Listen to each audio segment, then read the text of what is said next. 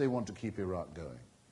Yes, they are Sunni, but they will send their own soldiers to fight the supposedly Sunni Al-Qaeda in Mesopotamia goons who don't hesitate to blow up their co-religionists and to massacre Muslims of the wrong stripe. Kurds do this every day. They lend their best politicians, they lend their best soldiers to a struggle to preserve a country that a few years ago was subjecting them to a regime of poison gas. Does this not demand some kind of respect? I've been to their parliament, their autonomous parliament, where you can see the Kurdish Communist Party sitting, debating eagerly with the leadership of the Kurdish Islamic Party. No doubt on questions of historical materialism, which used to interest me very much. Where you can see 2 or 3 newspapers being published in every town every day, including in all the local languages of Kurdistan. Where you can see a parliament that also has 30% seats reserved for women. Where you can see foreign guests welcomed in every language. Where you can see an airstrip, 2 airfields now, from which planes from Europe arrive without having to go through Baghdad. Where there are cranes on the horizon instead of columns of smoke. Where they've given up the idea that dressing your children in balaclava helmets and giving them a gun and photographing them is a holy duty to dominate the rubbish and shame and squalor of just one city block in the name of God. They've got over all this. What do they want? They want people to come and invest there. That's what they want. They want people to come and see for themselves. They want people to come and talk to them.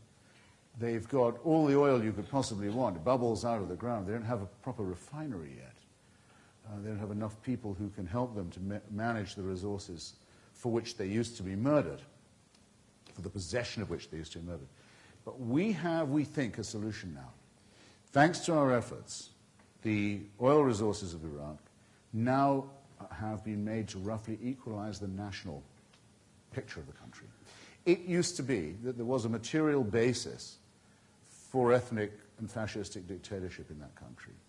The tribal Sunni minority, the Tikriti mafia around Saddam Hussein, had to rule the rest of the country as if they owned everyone in it, because there was no oil on their soil.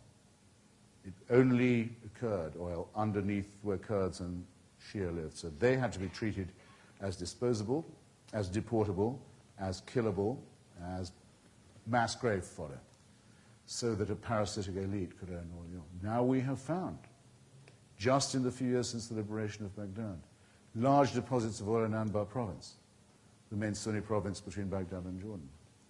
We're beginning to equalize the situation. We're creating the material basis for federalism. We can look forward to a day where there actually could be an oil law that would allow each area to negotiate with intelligent and thoughtful investors. And in the meantime, we are, by a tremendous effort of will and more than I can say about courage, on our own part and on the part of the local inhabitants, not just winning a battlefield victory against the forces of Al-Qaeda in Mesopotamia, not just learning how better to kill and isolate them, but to turn a population against them, to say that in a strategic country of immense importance in population and grandeur, the cradle of, as we used to say, of civilization, the land of the 2 rivers, not just to defeat the worst enemy civilization currently has, but to discredit it, to shame it in front of its own people. Is this not a prize worth fighting for? I say to my friends in Washington, why do we have these gigantic armed forces if this isn't the best possible purpose for which they could be employed? That and the liberation and emancipation of a very long-suffering people.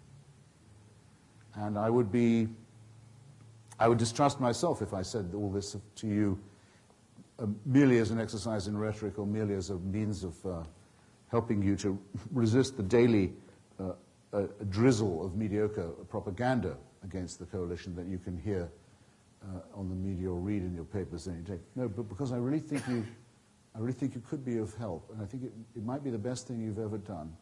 And if I can advise you or introduce you to any of the brave Iraqis and Kurds who are doing this, and if you could combine, and I don't think there's any cause of shame in this, both your business skills, your self-interest, and your feeling that one cannot in such a struggle be neutral, that there is no middle ground in a battle like this, then I would think we'd spent a very good evening together. And I hope you would think so too. And it's been very good of you to listen to me, and I know I spoke longer than I intended, but I'm all yours, and I've nowhere to go after this is done, except Vancouver in the morning, so bring it on. Thank you.